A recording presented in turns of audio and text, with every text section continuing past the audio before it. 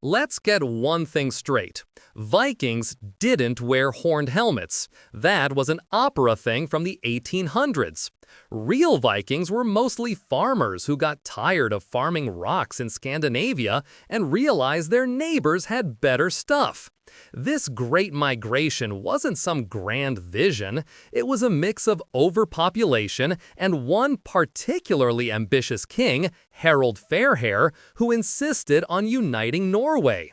This forced a lot of local chieftains to choose between bending the knee and finding a new place to be grumpy. So they packed up their revolutionary boat, the Nar, basically a seaworthy cargo van, and headed for the North Atlantic's premier fixer-upper, Iceland. Our story really kicks off with a man named Eric the Red. Eric was born in Norway, but had to leave with his father because of, let's call them, a few light manslaughters. They settled in Iceland, where Eric promptly proved the apple doesn't fall far from the homicidal tree. After a dispute over some decorative wooden beams, yes, really, he killed a couple more guys. The Icelandic Assembly, the Althing, banished him for 3 years. Having run out of countries to get kicked out of, Eric did what any reasonable person would do. He sailed west into the complete unknown, presumably to find new people to annoy. After a few years of exploring, Eric found a massive island that was about 80% ice sheet. He returned to Iceland at the end of his exile with a brilliant marketing plan. He called his discovery Greenland, reasoning that people would be more likely to move there if it had an appealing name. This is arguably the most successful and cynical branding campaign in human history. And it worked. Hundreds of Icelanders followed him back to establish 2 settlements on the only bits of coastline that thawed in the summer. They spent the next few centuries stubbornly trying to be European farmers on the edge of the Arctic Circle. It went about as well as you'd expect. So, who was the first European to actually see America? It wasn't Eric. It wasn't even his famous son. It was a profoundly unadventurous merchant named Bjarni Herjolfsson. Around 986 CE, Bjarni was sailing from Iceland to visit his parents in Greenland, a trip he made every summer. A storm blew him off course, and he found himself staring at a coastline that was green, hilly, and covered in trees. Definitely not Greenland. He saw 2 more distinct landmasses after that. Did he land? No, he was late for dinner. He turned his boat around, found Greenland, and told everyone about the interesting scenery he'd sailed past. And that was it. He just went on with his life. Enter Leif Erikson, son of Eric the Red. Leif was blessed with his father's ambition, but a slightly better temperament. He heard Bjarni's story and had the revolutionary thought, what if we actually got off the boat? So he bought Bjarni's ship, the very vessel that had made the voyage, and decided to see these strange new lands for himself. Around the year 1000, he set off, essentially following Bjarni's directions in reverse. This wasn't some daring voyage into the unknown. It was more like checking out a travel recommendation from a guy you met at a pub. Leif and his crew found the lands Bjarni had described. First, a barren place of flat rocks they called Helluland, or Slabland. Next was a forested shore they named Markland, Forest Land. Very creative. Finally, they landed in a place that seemed downright pleasant.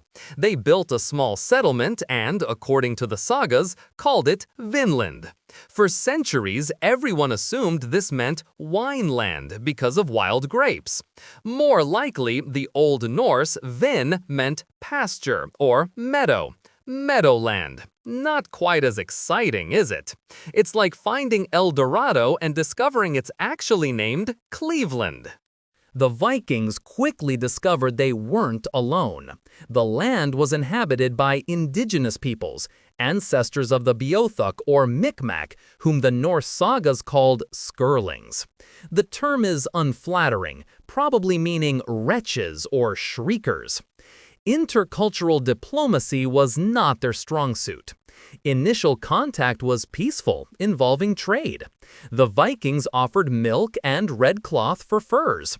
Things went south when, as one saga tells it, a bull from the Norse camp got loose and terrified the natives who had never seen cattle.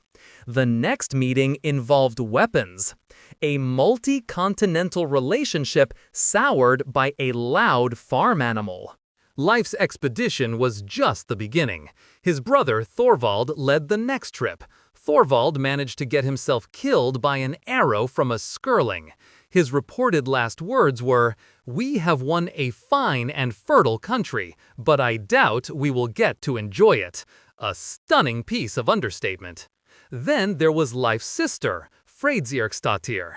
One saga depicts her as a warrior who, while pregnant, single-handedly routed an attack by baring her chest and slapping it with a sword. Another saga depicts her as a sociopath who cheated her business partners and then murdered them and their wives with an axe. So, a complicated woman. So why didn't the Vikings stay? Why no new Reykjavik? It wasn't one dramatic battle, it was just bad business. Vinland was ridiculously far from their nearest supply base in Greenland, which itself was a struggling colony. The locals were numerous, knew the terrain, and were justifiably hostile. Fighting them was a constant, draining effort. And for what? Timber and a few furs? You could get that closer to home with fewer arrows involved. The climate was also beginning to cool, a period we call the Little Ice Age, making the sea journey even more treacherous. The settlement at Lance aux Meadows was abandoned after probably less than a decade. The whole venture just wasn't worth the hassle. The Vikings left, and their incredible story faded into oral tradition, eventually written down as the Vinland sagas centuries later.